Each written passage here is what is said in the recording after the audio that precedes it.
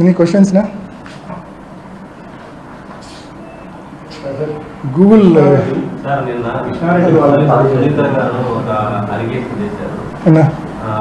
ఆ రోజు 15th morning 1:37 నుంచి 2:37 ఇది కదన్నా 2:37 వరకు మీరు దాదాపు 6 ఫోన్లు చెప్తాను. గంగిరెడ్డితో మాట్లాడారు. అదే టైంలోనే టీ జరిగింది. లెట్ మీ ఆన్సర్ నా. కరెక్ట్, మీరు అడిగిన క్వశ్చన్ కరెక్ట్. నేను ఆ ప్రెస్ మీట్లో ఇది కూడా అడిగింది, నేను మర్చిపోయాను ఆన్సర్ చేయడం. ఇదే కదా, దిస్ ఈజ్ ఇట్ కదా. అసలు ఇదేందో తెలుసా మీకు? This is my WhatsApp activity and ఎర్రగంగిరెడ్డిస్ WhatsApp activity. Nothing but WhatsApp activity. మార్చి 14 రాత్రి ఎందుకండి, నేను ఆ రోజు రాత్రి ఫస్ట్ జరిగింది చెప్తాను. నేను ఆ రోజు రాత్రి 10:30కో 11కో పండుకున్నా. పొద్దున్నే 5కి లేచినా. 6 గంటలు బాగా నిద్రపోయినా, 5కి లేచినంత స్పష్టంగా చెప్తా ఉన్నా, ఎటువంటి డౌట్ లేకుండా మీ అందరికీ బల్ల గుద్ది చెప్తా ఉన్నా. నేను 6 గంటలు ఆ రోజు రాత్రి పండుకున్నా. అండ్ 5 o'clock 4:45కో 5కో రఫ్గా లేచింటా. ఈ వాట్సాప్ యాక్టివిటీ అంటే ఏంది అని క్వశ్చన్ మీది, అంతే కదన్నా? ఈ వాట్సాప్ యాక్టివిటీ అంటే ఏంటంటేనా, ఇది దిస్ ఈజ్ నాట్ సిడిఆర్. ఇది నా నుంచి గంగిరెడ్డికి ఫోన్ పోవడమో, గంగిరెడ్డి నుంచి నాకు ఫోన్ రావడమో కాదు. ఇది నా నుంచి గంగిరెడ్డికి మెసేజ్ పోవడమో, గంగిరెడ్డి నుంచి నాకు మెసేజ్ రావడమో కాదు. ఇది this is nothing but WhatsApp activity. నేను ఒక ప్రజాప్రతినిధిగా నా ఫోన్లో ఎన్నో గ్రూప్స్ ఉంటాయి. ఎన్నో పొలిటికల్, వైఎస్ఆర్సీపీ పులివెందల అని, వైఎస్ఆర్సీపీ మైదుకూరు అని, వైఎస్ఆర్సీపీ కడప అని రకరకాలైన గ్రూపులు ఉంటాయి నా ఫోన్లో. సో ఆ గ్రూపులు ఉన్న నేపథ్యంలో సహజంగానే మనం రాత్రి ఫోన్ పక్కన పెట్టి పండుకుంటాం. మనం పండుకున్న టైంలో కూడా మన ఫోన్కు నెంబర్ ఆఫ్ మెసేజెస్ వస్తుంటాయి. మెసేజ్ వచ్చిన ప్రతిసారి వాట్సాప్ యాక్టివిటీ ఉన్నట్టు. సపోజ్ 1:37 అవినాష్ రెడ్డి వాట్సాప్ యాక్టివ్గా ఉండిందంటే నేను మేల్కొని చదువుతానట్టు కాదు అర్థం. నేను నిద్ర మేల్కొని నైట్ డ్యూటీ చేసి చదువుతానట్టు కాదు అర్థం. దాని అర్థం ఆ టైంలో నా ఫోన్కి ఇన్కమింగ్ మెసేజ్ వచ్చిందని అర్థం. ఆల్ ఇన్కమింగ్ మెసేజెస్ వచ్చిన టైమింగ్స్ అంతే తప్ప ఆ టైంలో నేను మేల్కొని మెసేజ్లు చదువుతున్నా అని పొరపాటున కూడా అర్థం కాదు. దీని మీద మీకు కొంచెం ఎక్స్ప్లెనేషన్ కూడా నేను ఇచ్చిన, ఒక నోట్ ఇస్తున్నా. అంటే this is nothing but WhatsApp activity. దీన్ని కూడా మసిపూసి దీన్ని ఏదో incoming call, out going call మాదిరి చిత్రీకరించే ప్రయత్నం జరిగింది. అంటే అవినాష్ రెడ్డి, ఎర్రగంగిరెడ్డి టైం స్టాంపులు మీరు తీసినారు కదా, వాట్సాప్ టైం స్టాంపులు. ఆ రోజు రాత్రి పులివెందుల్లో ఒక 50,000 మందికి మొబైల్ ఫోన్లు ఉన్నాయనుకుంటే, ఉదాహరణకి 50,000 మందికి మొబైల్ ఫోన్లు ఉన్నాయనుకుంటే పులివెందుల్లో కనీసము తక్కువలో తక్కువ ఒక 30,000 మందికి నైట్ టైం వాట్సాప్ యాక్టివిటీ ఇట్లా ఈ రకంగానే ఉండింటుంది. అంటే 30,000 మంది కుట్రదారులేనా? ఏంది అసలు లాజిక్ ఉండాలి కదా. అంత ప్రీమియర్ ఇన్స్టిట్యూటు ఇంత నీచమైన అలిగేషన్స్, ఇంత బేస్లెస్ సెన్స్లెస్ అలిగేషన్స్ చేయడము, దాన్ని పట్టుకొని మా పీపీటీ పెట్టి మసిపూసే కార్యక్రమం. ఏంది అలిగేషన్స్? కొంచెం అర్థం, ఎవరితో ఉన్న టెక్నికల్ ఎక్స్పర్ట్తో ఉన్న మాట్లాడితే అర్థమవుతుంది. మనం పండుకున్నప్పుడు కూడా మనకు మెసేజ్లు వస్తే కన్నా బ్యాక్గ్రౌండ్లో వాట్సాప్ యాక్టివ్గా ఉన్నట్టు చూపిస్తుంది ఆ టైం స్టాంప్లో. దట్ ఇన్ ద సెన్స్ నేను మేల్కొని చదువుతానంటే కానే కాదు అది అర్థం. And to be very clear, ఎవరితో అయినా వెరిఫై చేసుకోమని చెప్పండి. ఆ రోజు రాత్రి ఒక 6 hours నా ఫోన్ ఐడియల్గా ఉండింటుంది, నేను పండుకున్నా కాబట్టి. అండ్ పొరపాటున కూడా అవుట్ గోయింగ్ మెసేజ్ పోయిండే ఛాన్సే లేదు. కారణం ఏంటంటే ఓన్లీ ఇన్కమింగ్ మెసేజెస్ను ఎవరు నిలవరించలేరు. ఫోన్ ఆన్లో ఉన్నప్పుడు ఇన్కమింగ్ మెసేజ్ రాకుండా ఆపగలమన్నా, వస్తాయి కదా సహజంగానే. బట్ దట్టు ఎర్రగంగిరెడ్డి నుంచి నాకు ఎటువంటి ఇన్కమింగ్ మెసేజ్ రాలేదు. మళ్ళీ అది కూడా క్లియర్గా చెప్తున్నా. నాకు ఆ రోజు రాత్రి ఒక 10 మెసేజ్లు వచ్చిండొచ్చు. వివిధ గ్రూప్స్లో ఉంటాం కాబట్టి పార్టీకి సంబంధించి రకరకాలైన మెసేజ్లు వచ్చిండొచ్చు. తప్పేముంది దాంట్లో? వాట్సాప్ యాక్టివిటీ ఉంటే తప్పు చేసినట్ట? ఏంది అసలు ఈ విమర్శలేంది, ఈ నిందలేంది? అసలు నేను చెప్పిన హియర్స్ ఎవిడెన్స్లో కానీ, నేను చెప్పిన ఆ గూగుల్ టేక్అవుట్లో కానీ, ఇందాక చెప్పిన ఈ వాట్సాప్ యాక్టివిటీలో కానీ ఏమన్నా బేస్ ఉందా ఒకసారి మీరు ఆలోచించండి. కొంచెమన్నా బేస్ ఉందా ఒకసారి మీరు ఆలోచించండి. మీ విజ్ఞతగా నేను వదిలేస్తాను, వాళ్ళ విజ్ఞతగా నేను వదిలేస్తాను, నన్ను విమర్శించే వాళ్ళ విజ్ఞతగా నేను వదిలేస్తాను. ఎంత నీచమంటే ఈ 3 ఏళ్ళుగా ఎంత ఘోరంగా క్యారెక్టర్ అసాసినేషన్ చేసినారంటే, ఈ కేసు వల్ల నన్ను ఎన్ని ఇబ్బందులు పెట్టినారంటే, మా కుటుంబం ఎంత సఫర్ అయిందంటే, మా నాన్న వయసు 74 ఏళ్ళు, లోపల జైల్లో మగ్గుతున్నాడు సమస్యలతో. ఆయన ఏం కర్మ పాపం, ఏం తప్పు చేసినాడని ఈ రోజుకి ఆయన ఒకే ప్రశ్న, నేను నా జీవితం అంతా ఎవరికి తెలిసి ద్రోహం చేయాలని, నాకేంది ఈ కర్మ అని బాధపడతాడు. పులివెందుల్లో ప్రతి ఒక్కరికి తెలుసు మా నాన్న ఎవరికి తెలిసి ఎవరికి ద్రోహం చేయలే. అటువంటి వ్యక్తిని అన్యాయంగా లోపలేసినారు. ఆ ఉదయ్ అనే పిల్లోడు, వాని మీద అలిగేషన్ ఏంది, మధ్యరాత్రి 4 గంటలకు రోడ్లో తిరుగుతున్నాడంట. రోడ్లో తిరిగితే ఏమి, రోడ్లో తిరిగితే కేసులో ఇరికిచ్చేస్తారా? ఏమన్నా అలిగేషన్స్ అండి. అన్యాయంగా మనుషులను లోపలేసి వ్యవస్థల్లో వాళ్ళకున్న పలుకుబడి ద్వారా చంద్రబాబు నాయుడు గారిని ఉపయోగించుకొని, ఢిల్లీలో ఉండే బీజేపీలోని టీడీపీ పెద్దలను ఉపయోగించుకొని సర్వనాశనం చేసినారు. ఈ కేసును రాజకీయం చేసి చంద్రబాబు చేతిలో పావులుగా మారి మమ్మల్ని సర్వనాశనం చేసినారు. చాలా ఇబ్బందులకు, చాలా నరక యాతనకు గురి చేసినారు మమ్మల్ని. అయినా ఐ స్టిల్ సే, ఇంత అనుభవించిన తర్వాత కూడా, ఏ తప్పు లేకుండా ఇంత అనుభవించిన తర్వాత కూడా చెప్తున్నా, ఎవడో అంటాడు యాంటిసిపేటరీ బెయిల్ వస్తే నాకు పెద్ద రిలీఫ్ అని. ఏందా రిలీఫ్? నేను ఏమైనా చేసింటే కదా నాకు రిలీఫ్. నేను నరకం అనుభవిస్తాను. నాకు అది రిలీఫ్ ఎట్లయితుంది? నాకు సంబంధమే లేదు ఆ కేసుతో. యాంటిసిపేటరీ బెయిల్ వస్తే అది రిలీఫ్ వచ్చినట్టు అంట. ఈ నోటికి వచ్చింది మాట్లాడతారు. సాక్ష్యాలు తారుమారయ్యాయి అనేది నిర్ధారిస్తుంది సిబిఐ. మీరు వెళ్ళే సమయానికి 9 మంది అక్కడ ఉన్నారని మీరు చెప్తూ ఉన్నారు. 9 మందిలో ఎవరు కూడా లోపలికి వెళ్ళనివ్వట్లేదు, తలుపులు వేసేసి చేశారు. మీరు వెళ్ళిన తర్వాత ఈ సాక్ష్యాలు తారుమారు ప్రక్రియ జరిగింది అంటున్నారు. ఆ 9 మంది ఎవరైనా చేసింటారని let me be very clear to answer. మనము 6:30కి పోయినాం. ఇందాక నేను చెప్పినట్టు 6:30కి పోయినాం. 7:10 వరకు వాళ్ళకి సిబిఐ రికార్డు ప్రకారం కూడా 7:10 వరకు ఎర్రగంగిరెడ్డి, శంకరయ్య సిఐ వీళ్ళందరూ వచ్చే వరకు కూడా that scene of crime was intact. పోలీసులకు ఎవరు ఇన్ఫార్మ్ చేసింది? నేను. వాళ్ళు కాదు ఇన్ఫార్మ్ చేసింది. మర్డర్ అని తెలిసి, లెటర్ ఉందని తెలిసి, ఆయన డెత్ నోట్ ఉందని తెలిసి వాళ్ళు కాదు ఇన్ఫార్మ్ చేసింది. వాళ్ళ డ్యూటీ, వాళ్ళ రెస్పాన్సిబిలిటీ వాళ్ళు నిర్వర్తించలేదు. సునీతక్క, రాజశేఖర్ అండ్ శివప్రకాష్ వాళ్ళు ఇన్ఫార్మ్ చేయలేదు. 7:10కు గంగిరెడ్డి వచ్చిన తర్వాత ఈ తతంగం జరిగిందనేది సిబిఐ కేసులో కూడా ఉండేది. నా ప్రశ్న ఏంటంటే, అవినాష్ రెడ్డికి అటువంటి తప్పుడు ఉద్దేశాలు ఉంటే అవినాష్ రెడ్డి పోయింది 6:30కి. 7:10 వరకు ఏం చేస్తాడబ్బా అవినాష్ రెడ్డి అక్కడ? అంటే నేను పోయినప్పుడు it was very simple atmosphere. లోపల 5 మంది, లోపల బయట 4, 9 మంది. 7:10కి కొన్ని 100 మంది ఉన్నారు కదా. అసలు గంగిరెడ్డికి ఫోన్ చేసిందే శివప్రకాష్ రెడ్డి కదా. అసలు గంగిరెడ్డి రాకుంటే అది ఉండేదే కాదేమో, అసలు స్క్రీనింగే జరిగిండేది కాదేమో బహుశా. So simple. స్క్రీనింగ్ జరిగే సమయానికి మీరైతే స్పాట్లో ఉన్నారు. నేను పూర్తిగా బయటే ఉన్నాను. నేను సిబిఐలో నేను దాదాపు 12 సార్లు సిబిఐ నన్ను వివిధ సందర్భాల్లో విచారణకు పిలిచింది. పోయిన ప్రతిసారి I made it very clear.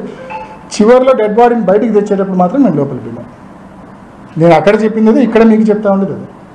వాళ్ళు అడిగే ఉద్దేశం వచ్చిందంటే, ఒక సిట్టింగ్ ఎంపీగా ఉన్నారు మీరు అప్పటికి, మీకు అంతా తెలుసు. అక్కడ అది మర్డర్ అనే నిర్ధారణ కూడా మీరు అప్పటికే వచ్చారు. మరి దాన్ని ఆ సీన్ ఎట్లా ప్రొటెక్ట్ చేయాలి ఏంటి? అందులో మీరు చెప్తే కాదనా లోపల లేదు, కాదని లోపలి చెప్తాను. Erra Gangi Reddy how close is to వివేకం ప్రధాన అనేది నేను చెప్పాల్సిన పని. అంటే మేమందరికంటే కూడా Erra Gangi Reddy is quiet close to వివేకం ప్రధాన. రెండోది నేను చెప్పాలనుకుంది ఏంటంటే, ఈ హార్ట్ అటాక్ థియరీ గురించి మీరు ఇండైరెక్ట్గా నన్ను అడుగుతున్నారు. నేను చెప్పాలనుకుంది ఏంటంటే, అది మా స్టేట్మెంట్. హార్ట్ అటాక్ థియరీ మా దగ్గర నుంచి రాలేదండి పొరపాటున కూడా. ఇన్ఫ్యాక్ట్ సునీతక్క సిబిఐ చాలా మందితో తప్పుడు సాక్ష్యాలు చెప్పడానికి ట్రై చేసినారు. చివరికి వాళ్ళ ఇంట్లో పనిచేసే లక్ష్మీదేవో, వాళ్ళ దగ్గర ఉండే ఎర్రంరెడ్డిపల్లె జగదీష్ రెడ్డో, లేదా వాళ్ళ ఇంట్లో పనిచేసే లక్ష్మీదేవి కొడుకో, ఇట్టటి వాళ్ళతో, ఇంట్లో పనిచేసే వాళ్ళతో తప్పుడు వాంగ్మూలాలు ఇప్పించగలిగినారేమో కానీ, లేకుంటే వాళ్ళ ఇన్ఫ్లుయెన్స్కి గురైన వాళ్ళతో తప్పుడు వాంగ్మూలాలు ఇప్పించగలిగినారేమో కానీ, వాస్తవంగా అయితే చాలా మందితో తప్పుడు వాంగ్మూలాలు, ఈ శశికళ అండ్ కో ఉన్నారు కదా 4, వాళ్ళతో సిబిఐ తప్పుడు వాంగ్మూలాలు తీసుకునే ప్రయత్నం చేసింది. వాళ్ళని పిలిచి, అవినాష్ రెడ్డి మీరు గేట్ దగ్గర నిలబడుకుంటే వివేకం సార్ హార్ట్ అటాక్ చనిపోయినట్టు చెప్పమని వాళ్ళు ఇన్ఫ్లుయెన్స్ చేసినారు. ప్రెషర్ పెట్టినారు వాళ్ళను, శశికళ అక్క వాళ్ళను, గేట్ దగ్గర ఉన్న వాళ్ళను. బట్ ఆయన మాకు అట్లా చెప్పలే, మేము చెప్పము అని. ఇంకొక వ్యక్తి గేట్ దగ్గర హిమకుంట్ల వాసి, నేను సిబిఐలో పేరు కూడా చెప్పిన, ఆ వ్యక్తి గేట్ దగ్గర కొంచెం గట్టిగా మాట్లాడి లోపల పోతాడు. నేను ఆ వ్యక్తి పేరు కూడా సిబిఐలో చెప్పిన. ఆ వ్యక్తి ఇంటికి సునీతక్క రాజశేఖర్ 2 సార్లు పోయినారు. అన్న నువ్వు మా నాన్నకు బాగా, హిమకుంట్ల గ్రామవాసి, అన్న నువ్వు మా నాన్నకు మంచి శిష్యుడివి, నువ్వు మా నాన్న ఈ రకంగా చనిపోయినాడు, నువ్వు సిబిఐ దగ్గర వాంగ్మూలం ఇవ్వాలన్నా అన్నారు. లేదమ్మా, నేను ఉన్నట్టు చెప్పమంటే ఎక్కడైనా చెప్తామ్మా, మేము చెప్పినట్టు చెప్పాలా ఆయన మీద ప్రభావితం. ఏంది అంటే అవినాష్ నీకు గుండెపోటు అని చెప్పినాడని చెప్పాలన్నా నువ్వు అని. ఎందుకు ఇంత తాపత్రయం అవినాష్ మీద ఈ కేసు గుండెపోటుని తోయడానికి? మీకు కావచ్చు, చంద్రబాబు నాయుడు గారికి కావచ్చు, ఏమంత తాపత్రయము? నేను అడుగుతున్నా ఒకటి సింపుల్గా, ఇది ఇందాక మన ఢిల్లీలో కాన్స్టిట్యూషన్ క్లబ్లో మా అక్క ప్రెస్ మీట్ పెట్టి చెప్పింది. ఏదైనా ఒక కేసు అంట అది వాస్తవమే తను చెప్పింది. ఆ ఇన్సిడెంట్ జరిగిన 1-2 వారాల లోపల ఛేదిస్తేనే ఛేదించినట్టు, ఆలస్యం అయ్యే కొద్దీ ఛేదించడం కష్టము అని చెప్పింది. కరెక్టా? మీరు కూడా విన్నారు కదన్నా. మరి అదే మా సునీతక్క, అదే నర్రెడ్డి రాజశేఖర రెడ్డి గారు చనిపోయిన రోజు మార్చి 15, 2019 సిట్కి స్టేట్మెంట్లు ఇచ్చారు. ఏమని ఇచ్చారు తెలుసా? మాకు కృష్ణారెడ్డి ఫోన్ చేసినప్పుడు మా నాన్నకు గాయాలున్నాయి, బాత్రూంలో పడి ఉన్నాడు అంటే మా నాన్నకు గతంలో కూడా హార్ట్ ప్రాబ్లం ఉన్నందున బహుశా హార్ట్ అటాక్ వచ్చి అందువలన కింద పడి తలకు ఏదైనా తగిలి గాయాలై ఉంటాయేమో అని ఊహించి కృష్ణారెడ్డిని ఆ విధంగా పోలీసులకు ఫిర్యాదు చేయమని చెప్పినాము. ఇది ఎవరండి? అవినాష్ రెడ్డి కాదు చెప్పింది, నర్రెడ్డి సునీత గారు, నర్రెడ్డి రాజశేఖర రెడ్డి గారు. వాళ్ళు సిట్కి ఇచ్చిన వాంగ్మూలం ఇది. So it was their theory అని చెప్తా ఉన్నా స్పష్టంగా. అండ్ యాడెడ్ టు దట్ దీనికి సబ్సిక్వెంట్గా కంటిన్యూయేషన్ ఇంకో ప్రూఫ్ చూపిస్తా. వీళ్ళందరూ కలిసే కదా రాజశేఖర రెడ్డి గారు, శివప్రకాష్ రెడ్డి గారు, సునీతమ్మ హైదరాబాద్ నుంచి అంతా కలిసే కదా బయలుదేరింది. ఇందాక నేను చదివి వినిపించింది సునీతక్కది, రాజశేఖర్ వాళ్ళ ఇద్దరు స్టేట్మెంట్లో ఉంది. హార్ట్ అటాక్, స్టంటు, కింద పన్నాడు, తల గాయమైంది. ఇది Adinarayana Reddy SIT investigation attend అయినాక బయటకు వచ్చి ఇచ్చిన స్టేట్మెంట్ స్పష్టంగా చెప్తాడు. శివప్రకాష్ రెడ్డి ఆయన కొడుకు వాళ్ళిద్దరు కూడా ఇట్లా గుండెపోటుతో చనిపోయినట్టు మీరు వినండి. అధికారులు టీడీపీ ఎమ్మెల్సీ బీటెక్ రవి, మాజీ మంత్రి ఆదినారాయణ రెడ్డి, డ్రైవర్ దస్తగిరి ప్రకాశ్లను ప్రశ్నించారు. ఇద్దరు నుంచి వివరాలు సేకరించారు. వివేకానంద రెడ్డి మార్చి 15 నాడు ఉదయాన్నే నేను విజయవాడలో ఉన్నప్పుడు టీవీ వివేకానంద రెడ్డి గారు గుండెపోటు వలన చనిపోయినాడనే వార్త మేము విజయవాడలో ఉన్నప్పుడు జరిగినది.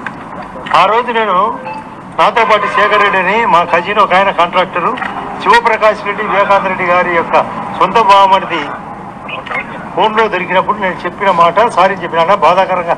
ఎందుకు నా ఇట్లా జరిగిందంటే ఆయన ఎక్కువ సిగరెట్ తాగేవాడని, స్టంట్ వేసినారని, వామిటింగ్ వలన జరిగిందనే విషయం చెప్పిన తర్వాత వాళ్ళ కొడుకు కూడా నాతో మాట్లాడితే అదే విషయం చెప్పినాడు. ఈరోజు అన్ని విషయాలు ప్రస్తావనకు వచ్చినాయి. మీకు పరమేశ్వర రెడ్డి తెలుసా, రవీంద్రనాథ్ రెడ్డి బీటెక్ ఎలా పరిచయము, ఇంకా ఎలా జరిగి ఉండొచ్చు అని వివిధ ప్రశ్నలు వేసినప్పుడు ఒకటే చెప్పిన, మీ అందరికీ మనసాక్షి తెలుసు, మనసాక్షి తెలుసు విన్నారు కదా స్పష్టంగా.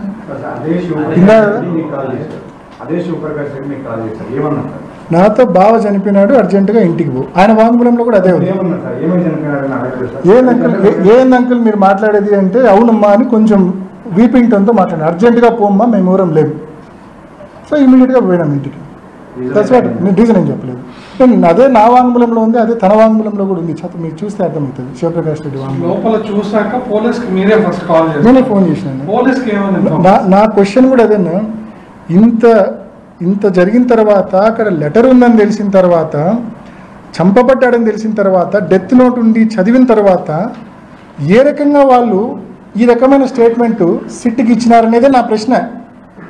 ఆ రోజే మర్డర్ అని తెలిసింది వాళ్ళొక్కరికి 100% మర్డర్ అని తెలిసింది. ఆ లెటర్ మూలకంగా వివేకానంద రెడ్డి గారు రాసిన లెటర్ వలన మర్డర్ అని తెలిసింది వాళ్ళొక్కరికి. ఫొటోస్, వీడియోస్ కూడా వాళ్ళు తెప్పించుకున్నారు 6:30 కల్లా. So having clear knowledge that it is a murder, why did not inform police? నేను ఇన్ఫార్మ్ చేసి క్లియర్గా వివేకానంద రెడ్డి గారు చనిపోయినారు, చాలా రక్తం ఉంది, తొందరగా రండి. This is what I said.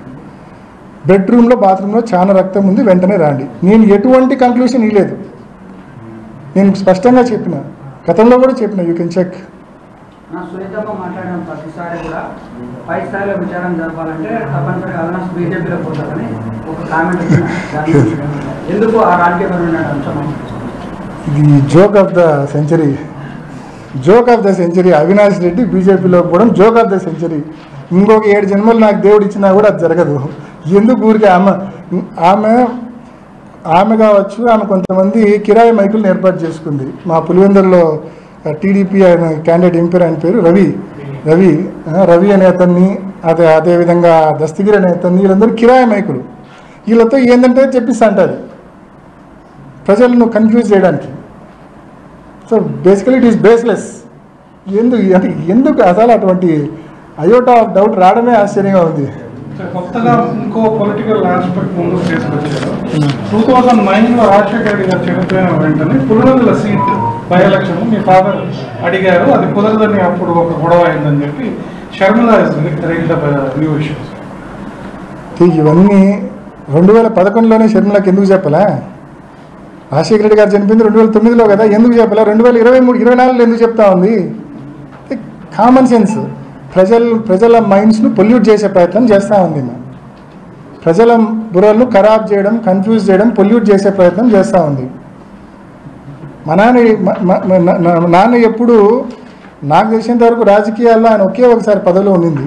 ఇంతకుముందు ఉప సర్పంచ్గా పులివెందులకు ఉన్నాడు. తర్వాత ఎన్టీఆర్ టైంలో అనుకుంటా వేముల ఏకగ్రీవం కావాలని చెప్పి రాజశేఖర రెడ్డి గారు స్వయంగా నాన్న నువ్వు ఉండు వేములకు జెడ్పీటీసీగా అంటే పులివెందులకు వేములకు అప్పుడు జెడ్పీటీసీగా ఉన్నాడు అంతే. ఇంకా ఎప్పుడు వేములకు. సో ఎప్పుడు పదవుల్లో ఆయన ఎప్పుడు లేడు. ఆయన ఎప్పుడు పెద్దగా కోరింది కూడా లేదు పదవులు కావాలని. అంటే వీళ్ళు చెప్పేది ఎప్పటి నుంచో ఫ్యామిలీకి డెకేడ్స్ నుంచి 2 ఫ్యామిలీలకు స్ప్లిట్ ఉందని చెప్తారు. అంటే మా నాన్న వివేకానంద రెడ్డి గారి గెలుపు కోసము అండ్ 2 సార్లు ఎమ్మెల్యే, ఎంపీ, ఎన్నోసార్లు వివేకానంద రెడ్డి గారి గెలుపు కోసం మా నాన్న కృషి చేసినాడు, కష్టపడినాడు. మా నాన్న కూడా పులివెందుల్లో ఒక 2-3 మండలాలు చూసుకుంటా అన్నాడు.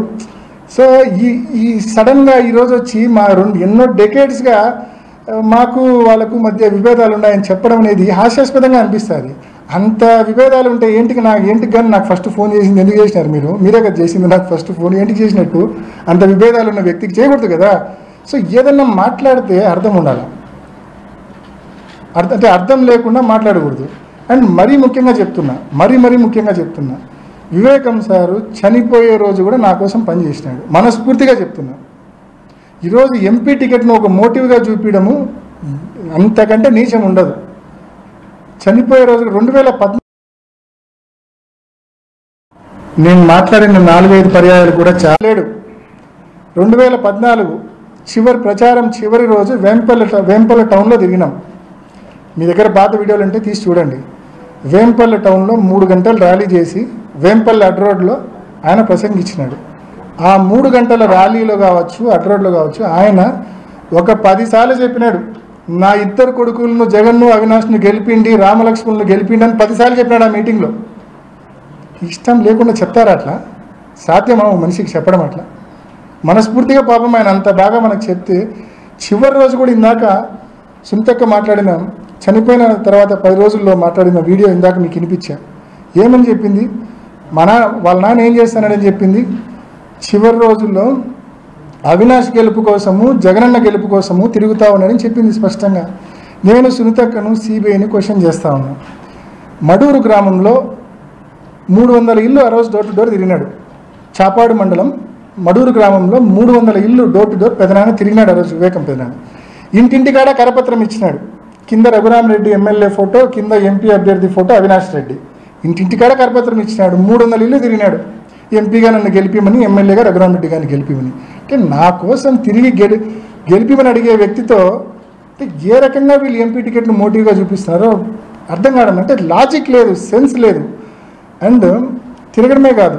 సో నేను సిబిఐని అడుగుతా ఉన్నా, ఆ 300 గడపల్లో కనీసం ఒక్కరినన్నా పోయి అడిగినారా మడూరు గ్రామంలో? మీరు వివేకానంద రెడ్డి చివరి రోజు ప్రచారం చేసిన గ్రామానికి సిబిఐ కానీ సునీతక్క కానీ పోయి అడిగినారా?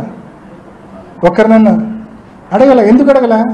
వీళ్ళకి కావాల్సిన ఆన్సర్లు వాళ్ళు చెప్పరు కాబట్టి. సింపుల్. రెండోది, ఎమ్మెల్సీ ఎన్నికల గురించి విమర్శ చేస్తారు. 834 మంది ఓటర్లు ఉన్నారు అబ్బా ఎమ్మెల్సీలో ఏదో బ్యాక్ స్టాప్ చేసినామని నింద వేసినారు. Success has many fathers, failure is orphan అన్నట్టు ఫెయిల్యూర్ అయినప్పుడు ఈ రకంగా నిందలు పడతాయి అనుకోండి. ఇంత సిన్సియర్గా పనిచేసినా పడతాయి అనుకోండి. అయితే ఆ రకంగా నింద వేసిన తర్వాత 830 ఎందుకు గాను సిబిఐ కేవలం సునీతకు అలిగేషన్ చేయడమే కానీ కనీసం ఒక్క ఓటర్నన్నా పిలిచి సిబిఐ అవినాష్ మాకు అట్లా చేయమన్నాడు, బ్యాక్ స్టాప్ చేయమన్నాడు అని చెప్పించినారు. ఫోని గెలిచిన బీటెక్ రవే లాస్ట్కి చెప్పలేదు కదండి. బీటెక్ రవి చెప్పాలి కదా, నా గెలుపుకు కారణం అవినాష్ అని చెప్పాలి కదా. ఆ పక్క బ్యాక్ స్టాప్ చేసిన నేను గెలిచినా అని చెప్పాలి కదా. టిల్ డేట్ ఆయనే చెప్పలేదు కదండి కనీసము. మీ నాన్న మీద అనైతికంగా అక్రమంగా గెలిచిన బీటెక్ రవి ఈరోజు మీకు మంచోడు, ఒక కిరాయి మైక్. ఈరోజు మీ నాన్న కోసం ఎన్నో ఎలక్షన్లు కష్టపడి పనిచేసిన మేము ఈరోజు మాతో విభేదాలు ఉన్నాయి, family disputes for the past decades అని చెప్పి మా మీద అంటారు. లాజిక్ ఉందా, సెన్స్ ఉందా మీరు మాట్లాడే దాంట్లో అని చెప్పి నేను క్వశ్చన్ చేస్తా ఉన్నాను. సిబిఐ కూడా ఎందుకైనా మడూరులో 300 ఇళ్ళు పెదనాన్ని తిరిగితే 300 గడపల్లో ఒక్కరిని కూడా పిలిచి ఎందుకు ఇన్వెస్టిగేట్ చేయలే? ఎందుకు కానీ ఎమ్మెల్సీ ఎన్నికల్లో 834 ఓటర్లు ఉంటే ఎందుకు కానీ ఒక్కరిని కూడా ఇన్వెస్టిగేట్ చేయలే? ఆ రోజు ఉదయం జమ్మలమడుగులో జీకే కొండారెడ్డి పార్టీ జాయినింగ్ నేను ఇంటికి పోవాలా, ఎందుకు కానీ కొండారెడ్డిని కానీ ఆ రోజు జాయిన్ అయిన వాళ్ళని కానీ ఒక్కరిని కూడా పిలిచి ఆ రోజు ఎంపీ రావాల్సి ఉందా లేదా అనేది ఒక్కరిని కూడా ఎందుకు ఇన్వెస్టిగేట్ చేయలే? దిస్ ఈజ్ లోపభూయిష్టమైన ఇన్వెస్టిగేషన్, ఫాల్స్ ఇన్వెస్టిగేషన్. ఇంత లోపాలతో కూడిన ఇన్వెస్టిగేషన్ నేను ఎన్నో లోపాలు మీ ముందు ఇప్పుడు ఎత్తి చూపిన. ఇంత లోపాలతో కూడిన ఇన్వెస్టిగేషన్ను బేస్ చేసుకొని మనుషులను టార్గెట్ చేసి సంవత్సరాలు మనుషుల్ని లోపలేసే ఇది జరుగుతుందంటే ఒక్కసారి ఆలోచించండి. న్యాచురల్ జస్టిస్ అనేది నిజంగా సామాన్యుడు సునీతక్క మాదిరి ఒక మాదిరి స్టేట్మెంట్ ఇచ్చి మళ్ళా పోయి నెల తర్వాత పోయి నా అది కాదు నేను మర్చిపోయినా తూచంటే ఒప్పుకుంటారు. ఇంకొకరైతే సామాన్యుడికి సాధ్యమా? అది మా సునీతక్క లాంటి వాళ్ళకు సాధ్యం. అది దస్తగిరి లాంటి అప్రూవర్లు చేయడం సామాన్యులకు సాధ్యమా? మా సునీతక్కకు సిపిఐకి అయితే సాధ్యం. కాబట్టి ఏది ఏమైనా వీళ్ళు ఎన్ని కుట్రలు చేసినా, చంద్రబాబు కుట్రల్లో కుతంత్రాల్లో భాగంగా వీళ్ళు ఏమి చేసినా సరే న్యాయ వ్యవస్థ మీద సంపూర్ణమైన విశ్వాసం ఉంది. ఆ వ్యవస్థ మీద ఉన్న విశ్వాసంతో చెప్తా ఉన్నా, తప్పకుండా 100% ఎటువంటిది ఈ కేసులో పసే లేదు. ఇందాక నేను చెప్పిన హియర్స్ ఎవిడెన్స్ కావచ్చు, నేను చెప్పిన గూగుల్ టేక్అవుట్ కావచ్చు, అదేవిధంగా వాట్సాప్ టైం స్టాంప్స్ కావచ్చు, మీకు వివరంగా ఎక్స్ప్లెయిన్ చేసిన ఎటువంటి పసలేని విమర్శలు, అంతా assumptive, presumptive, creative, no facts. So స్పష్టంగా ఈ వాస్తవాలను గమనించి ప్రజలకు చేరవేయవలసిందిగా మిమ్మల్ని అందరినీ కూడా మనస్ఫూర్తిగా నేను మనవి చేసుకుంటూ ముగిస్తా ఉన్నా. రాజశేఖర రెడ్డి గారి ఆశీస్సులు, వివేకానంద రెడ్డి గారి ఆశీస్సులు, వీళ్ళు అన్యాయంగా అక్రమంగా జైల్లో వేసిన మా తండ్రి ఆశీస్సులు, అందరి ఆశీస్సులు జగనన్నకు నాకు తప్పకుండా ఉంటాయని చెప్పి కూడా గట్టిగా నేను తెలియజేస్తాను. వివేక మర్డర్ కేసు ఒక మేజర్ పోల్ ఇష్యూగా కడప పార్లమెంట్ లో it has come up. And one side me sisters campaign చేస్తున్నారు మీకు ఓటు వేయొద్దని. ఒక 1 వీక్ క్యాంపెయిన్ తర్వాత మిమ్మల్ని మార్చిపోతున్నారు అన్న ఒక ఆస్పెక్ట్ కూడా తెచ్చారు. So is it true? If it is not true, how is this Viveka case going to affect your poll prospects in your third attempt? ఒకటేనా పాపం ఆ విషయంలో మా షర్మిలకు అట్లా అనింది కాబట్టి మా షర్మిలకును సునీతకును తప్పబట్టాల్సిన పని లేదు. వాళ్లకు రాధాకృష్ణ గారు ఏ స్క్రిప్ట్ పంపిస్తే బహుశా అది చదివేసి ఉంటారు వాళ్ళు. సో వాళ్ళని అపార్థం చేసుకోవాల్సిన పని లేదు. ఆ కేసులో నా పాత్ర లేదనేది ఎంత వాస్తవమో ఎంపీ టికెట్ నన్ను మార్చరనేది కూడా అంతే వాస్తవం. ఓకే,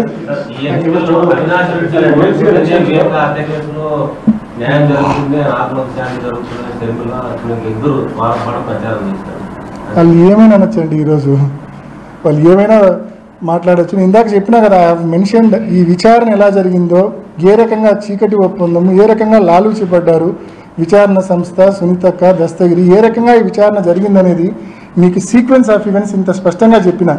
మీరు మనస్ఫూర్తిగా చెప్పండి అన్న, ఆయన ఆత్మకు, వివేకానంద రెడ్డి గారి ఆత్మకు శాంతి చేకూరాలంటే అవినాష్ రెడ్డి గెలిస్తేనే అది చేకూరుతుంది. అది మనస్ఫూర్తిగా చెప్పండి. ఎందుకంటే అంటే నువ్వు ఎవరితోనో, రాజశేఖర రెడ్డి గారి కూతురు, రాజశేఖర రెడ్డి గారి అడుగుజాడలు నడిస్తే కన్నా అందరం సంతోషిస్తాం, మీరు సంతోషిస్తా, నేను సంతోషిస్తా. కానీ రాజశేఖర రెడ్డి గారి కూతురు, వివేకానంద రెడ్డి గారి కూతురు, చంద్రబాబు నాయుడు, ఆదినారాయణ రెడ్డి లేకుంటే రాధాకృష్ణ అడుగుజాడల్లో నడిస్తే వాళ్ళని ప్రజలు ఎట్లా యాక్సెప్ట్ చేస్తారు? వాళ్ళని ఎట్లా యాక్సెప్ట్ చేస్తారు? వాళ్ళు మాట్లాడే మాటలు ఎలా యాక్సెప్ట్ చేస్తారు? సో బేసికల్లీ ఈరోజు షర్మిలక్క కావచ్చు, సునీతక్క కావచ్చు, they are walking in the footsteps of Chandrababu Naidu and Radhakrishna. So వాళ్ళు మాట్లాడే మాటలను ప్రజలు అసలు పట్టించుకోవడం లేదు, ప్రజలు అసలు దాన్ని స్వీకరించడం లేదు. అసలు ఎంత ఆవేశంగా, ఎంత కోపంగా, నాకు ఆశ్చర్యం వేశారు. ఎందుకబ్బా నా మీద ఇంత ద్వేషము, ఇంత ఈర్ష్య, ఇంత ఓర్వలేనితనం నా మీద అని చెప్పి నాకే ఆశ్చర్యం వేశారు. నాకంటే బాగా వాళ్ళకి తెలుసు నా తప్పు లేదని వాళ్ళకి తెలుసు. కేవలం ఇవన్నీ ఇందాక నేను చెప్పినట్టు ప్రిజంప్టివ్, అజంప్టివ్, క్రియేటివ్ అంతా ఇయే తప్ప, అలిగేషన్సే తప్ప, దెర్ ఆర్ నో ఫ్యాక్ట్స్. ఇటువంటిది నన్ను ఇంత ఘోరంగా ద్వేషిస్తుంటారు. నేను ఏం తప్పు చేసినా వాళ్ళకు, నేను వాళ్ళకంటే 11 ఏళ్ళు 12 ఏళ్ళు వయసులో చిన్న, నేను ఏం పాపం చేసినా నన్నెందుకు వాళ్ళు ఇంత ఘోరంగా ద్వేషిస్తుంటారు? నాకైతే it's $1 million question to me. MLC ఎలక్షన్స్లో మున్సిపాలిటీలో క్రాస్ ఓటింగ్ జరిగిందని ఫీల్ అయ్యి వివేకానంద రెడ్డి గారు మీ తండ్రి గారితో గొడవ పడినారు అనే ప్రచారం. ఇదంతా చెప్తున్నా కదన్నా, ఇదంతా ఈ అప్రూవర్ కట్టుకథలో భాగంగా పుట్టించిన స్టోరీని. ఏ రోజు వివేకానంద రెడ్డి గారు ఎమ్మెల్సీ ఎలక్షన్స్లో డిఫీట్ తర్వాత నాన్న మీద కోప్పడిన దాఖలాలు లేవు. నెంబర్ 1. నెంబర్ 2, ఏదైతే మీరు పులివెందుల మున్సిపాలిటీలో, పులివెందుల నియోజకవర్గంలో తక్కువ వచ్చినాయి మీరు ఏదైతే అంటున్నారో దట్ ఈస్ ఫాల్స్, బేస్లెస్. ఇప్పటిదాకా మీరు చెప్పిన వీళ్ళు చేసిన బేస్లెస్ అలిగేషన్స్లో ఇదొకటి. ఎమ్మెల్సీ ఎలక్షన్ల కౌంటింగ్ ఎట్ట జరుగుతుందన్నా? 2 పోలింగ్ బూత్లు ఉన్నాయి కదన్నా, కడప అండ్ జమ్మమడుగు, అంతే కదా? ఆ రోజు 2017లో కడప జమ్మమడుగు 2 పోలింగ్ బూత్స్లో వేసిన ఓట్లన్నీ 834 ఓట్లు కలిపి కౌంటింగ్లో ఎంచుతారు. ఏ నియోజకవర్గంలో ఎన్ని ఓట్లు వచ్చినాయో భగవంతుడికి తప్ప మరెవరికి తెలియదు. This is a fact. ఏ నియోజకవర్గంలో ఎన్ని ఓట్లు అభ్యర్థికి వచ్చినాయో, ఎందుకంటే వచ్చిన 10 నియోజకవర్గాల ఓట్లు మిక్స్ చేసిన తర్వాతనే కౌంటింగ్ హాల్లోకి పోతే కౌంటింగ్ హాల్లో ప్రతి ఓటు ఈ రకంగా తీసి ఎంచుతారు. సో ఏ కాన్స్టెన్సీలో ఎన్ని ఓట్లు వచ్చినాయి పలానా అభ్యర్థికి అనేది it is impossible to say. మరి కానీ వీళ్ళు అలిగేషన్ ఏముందన్న, ఏమైనా అనొచ్చు. అంటే 9 నియోజకవర్గాల్లో బాగా వచ్చినాయంట, 10 పులివెందులలో మాత్రం తక్కువ వచ్చినాయంటే ఎంత అన్యాయం. నన్నే కాదు, పులివెందుల ఓటర్లను కూడా మీరు అవమానపరుస్తున్నారు అట్లా మాట్లాడే. అట్లా తప్పు. నన్ను అవమానిస్తే పర్వాలేదు, పులివెందుల ఓటర్లను అవమానించాకండి. అట్లెవరు మీకు అట్లా చేయలే. మీరు చూసినారా ఎన్నిక? మీరు అందరూ స్పష్టంగా చూసినారన్నా ఎన్నిక ఎలా జరిగిందో. ప్రత్యేక విమానాలు కడప ఎయిర్పోర్ట్ నుంచి పాండిచేరికి ప్రత్యేక విమానాల్లో 4-5 ఎంపీటీసీలను జెడ్పీటీసీలను కొని ఒక 9 కోసం విమానం పెట్టి ఒక్కొక్కరికి 20 లక్షలు 30 లక్షలు డబ్బు ఇచ్చి తరలిచ్చి అక్కడ మళ్ళీ కోడ్ సిస్టమ్ పెట్టి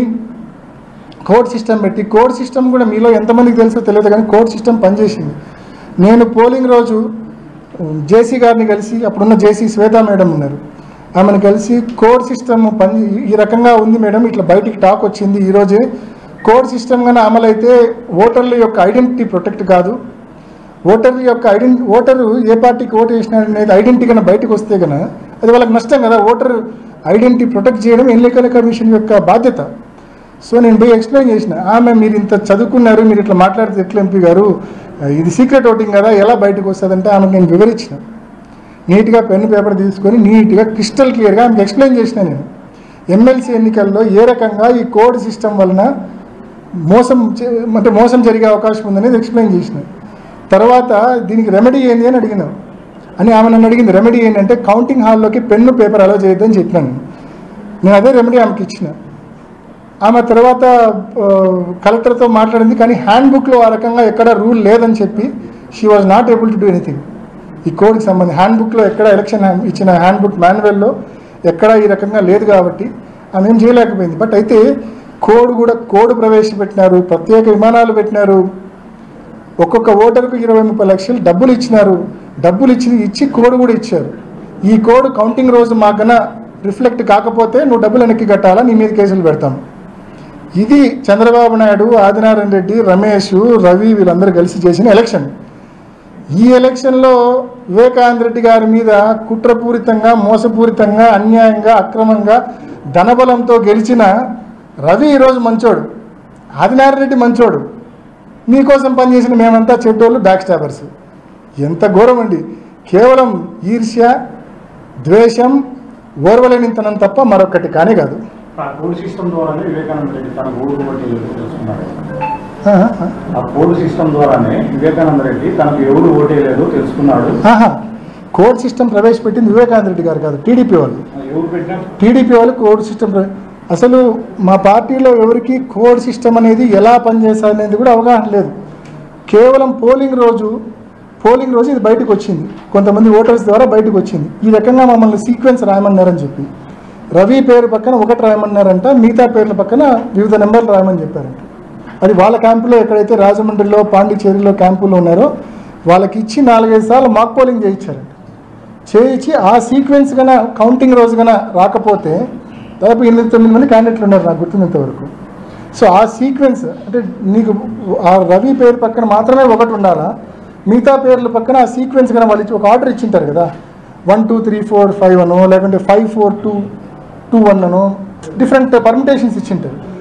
అది కన్నా రిసింపుల్ కాకపోతే ఆ కోడ్ ఎవరికైతే అసైన్ చేసి ఉంటాడో ఆ ఓటర్ను వేధిస్తాం, డబ్బులు వెనక్కి రాబడతాం అనేది వీళ్ళు చేసిన ఎలక్షన్. ఈ ఎలక్షన్ కారణంగా వివేకానంద రెడ్డి గారు ఓడిపోయినారు తప్ప ఈ రకంగా ధనబలంతో కోడ్ వలన లేకుంటే వీళ్ళు అంటే మీరు కన్నా మా కోట వేయకపోతే తప్పుడు కేసులు పెడతామను ఈ రకంగా కాకపోతే ఎవరు బ్యాక్ స్టాప్ చేసింది కాదు. అది స్పష్టంగా అంటే చెప్పారు కదా ఇందాక, success has many fathers and failure is a orphan. ఎవడో మీద నింద చేయాలా, అవినాష్ కన్వీనియంట్గా ఉన్నాడు వాడి మీద వేసేసినారు.